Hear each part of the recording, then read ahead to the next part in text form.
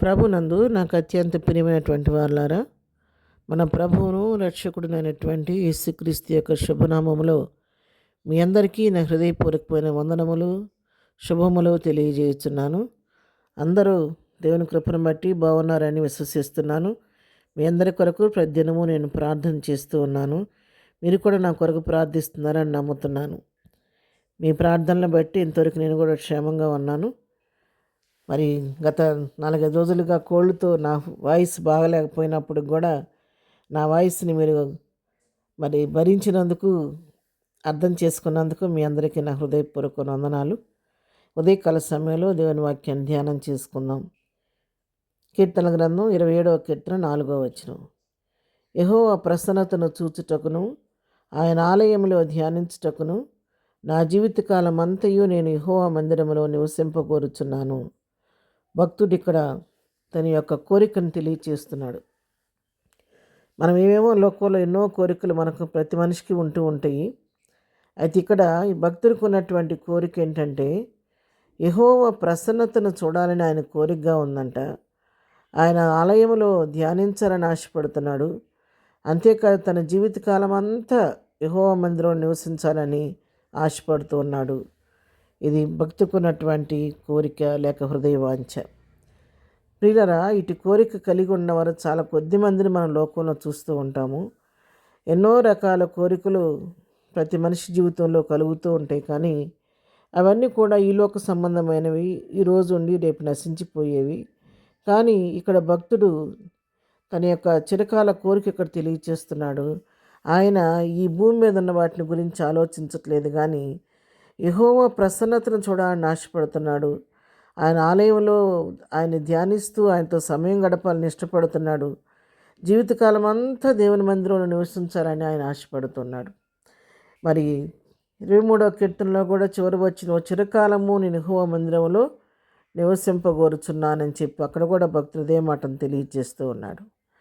122వ కీర్తనలో కూడా మనం చూసినట్లయితే యెహోవా మందిరం నాకు వెళ్ళేదేమని జనులు నాతో అనినప్పుడు నా హృదయం సంతోషించి ఆనందించిందని చెప్తున్నాడు. భక్తుని యొక్క ఆశ అంతా కూడా ఎంతసేపు ప్రభువుతో గడపాలి, ప్రభువుతో సహవాసం చేయాలి, ఆయన వాక్యం ధ్యానించాలి, ప్రభు సన్నిధిలో కూర్చొని ఆయన పాదపద్మం దగ్గర కూర్చొని ప్రార్థన చేయాలి, ఆయన మందిరంలోనే ఆయన యొక్క సన్నిధిని అనుభవిస్తూ జీవించాలని ఆశపడుతూ ఉన్నాడు. నిజమే, దేవుని యొక్క సన్నిధిలో మరి నిత్య సంతోషం ఉంటుందండి, సమాధానం ఉంటుంది, నెమ్మది ఉంటుంది. దేవుని యొక్క మహిమ అక్కడ తాండవిస్తూ ఉంటుంది. ఆయన యొక్క ప్రసన్నతను అక్కడ అనుభవించగలుగుతాము. ఆయన సన్నిధి యొక్క వెచ్చంతనాన్ని మనం దేవుని మందిరం అనుభవించగలుగుతాం. కాబట్టి భక్తుడు ఆ విధంగా దేవుని సన్నిధిలో గడపాలని ఆశపడుతూ ఉన్నాడు. తన యొక్క హృదయవాంఛని ఇక్కడ తెలియచేస్తున్నాడు.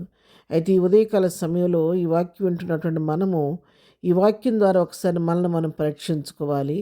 కీర్తనాకారుడైతే ఈ విధంగా ఆశపడుతున్నాడు, కానీ ఈ ఉదయకాలం మనం ఎటువంటి ఆశని కలిగి ఉన్నాం, మనం ఏం కోరుకుంటున్నాము, మన కోరికలు, మన ఆలోచనలు, మన ఇష్టాలు ఎలాగా ఉన్నాయి అని ఒకసారి దేవుని యొక్క వాక్యంలో మనం పరీక్షించుకోవాలి. మరి చాలామంది క్రైస్తవులు అని పేరు పెట్టుకొని కూడా కనీసం పునరుత్థానపు ఆరాధనకు వెళ్ళటానికి కూడా ఇష్టపడకుండా ఆదివారం అంటే ఏదో సెలవు రోజుగా ఆ రోజు తమకిష్టమైన పనిపాట్లు చేసుకుంటూ మరి తమకిష్టమైన రీతిలో ఉండటానికి ఇష్టపడుతున్నారు. కానీ అయ్యో దేవుని సన్నిధికి వెళ్ళాలి, ఇది ప్రభు దినం అనేటువంటి ఆలోచన చాలామంది లేకుండా ఉంటున్నారండి. ఇది చాలా విచారకరమైన సంగతి. కానీ ప్రియులారా, ఇది వారం దినాలు, వారు దినాలు మన కొరకు ఉపయోగించుకుంటున్నాం. చక్కగా మన ఉద్యోగాలు చేసుకుంటున్నాం, మన పనిపాట్లన్నీ చేసుకుంటున్నాము. వారానికి ఒక్కరోజు పునరుద్ధాన దినం, ప్రభు నియమించిన దినాన్ని మనం నిర్లక్ష్యం చేయకుండా ప్రభు సన్నిధికి వెళ్ళి ప్రభు సన్నిధిని గడిపితే నిజంగా ప్రభు సన్నిధిలోని ఆనందాన్ని, సంతోషాన్ని, నెమ్మదిని, ప్రశాంతతని, సమాధానాన్ని, దేవుని యొక్క ప్రసన్నతను మనం అనుభవించగలుగుతాము. ఒకసారి ఇంతవరకు వెళ్ళని వారు ఉంటే ఈ దినం వాక్యం వింటుంటే ఒకవేళ ఈరోజు దేవుని సన్నిధికి వెళ్ళి చూడండి. ఆ యొక్క దేవుని సన్నిధికి వెళ్ళి వచ్చి దాన్ని మీ హృదయంలో నెమ్మదిని మీరు అనుభవపూర్వకంగా తెలుసుకుంటారు. వెళ్ళండి దయచేసి. మరి దినం పునరుద్ధానం దినము మనందరం కూడా దేవుని సన్నిధికి వెళతాము. దేవుని సన్నిధిలోని ఆశీర్వాదాన్ని, దీవెనని పొందుకుందాము.